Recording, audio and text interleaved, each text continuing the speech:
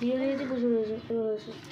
আগের যে পুরটা ছিল ওর মধ্যে একটু বেশি করে একটুখানি ধনেপাতা দিয়ে দিলাম, আর একটু বাঁধাকপি দেব, দিয়ে একটু কাঁচা লঙ্কা দেবো, একটু নুন দেব, দিয়ে এটাকে মেখে নিয়ে আমার দুপুরবেলা পরোটাটা করব। সবজিকে সবজি হবে, পরোটাকে পরোটা হবে।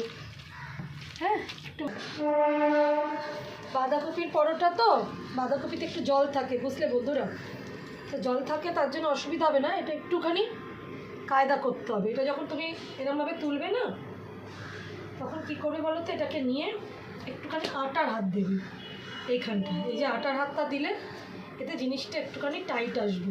আর এটাকে না আর বেলার দরকার নেই, এটাকে এরকম হাতের মতন দিয়ে করে দেবে, শেপ করে দেবে। এটা যদি তুমি বেলতে যাও, বাঁধাকপি তো যেহেতু বয়েল বাঁধাকপি, এখানে কিন্তু বাঁধাকপিটা সেদ্ধর কোনো ঝামেলা নেই, কেন অলরেডি এটা বয়েল করা আছে। তাই তুমি কি করবে, এটাকে এরমভাবে একটুখানি সাইজ করে নেবে।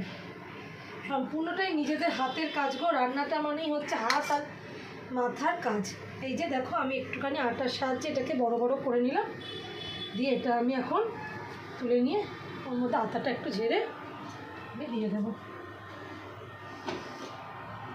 এখানে দিয়েও একটু হাত দিয়ে আমি ছোটোই করে নেব।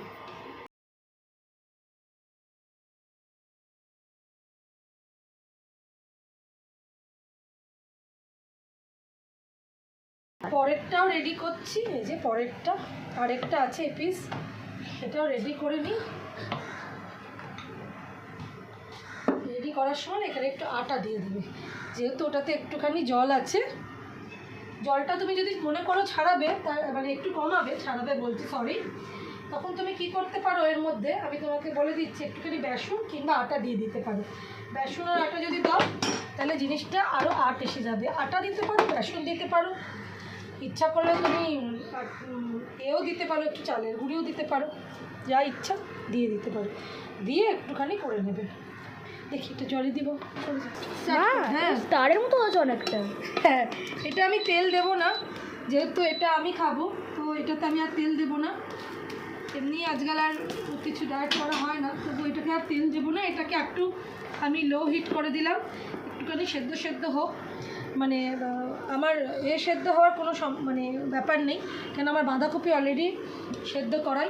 শুধু একটুখানি আটাটা একটুখানি ভাজা হোক, ওই জন্য একটুখানি আস্তে করে দিলাম। আর দ্বিতীয়ত এইটা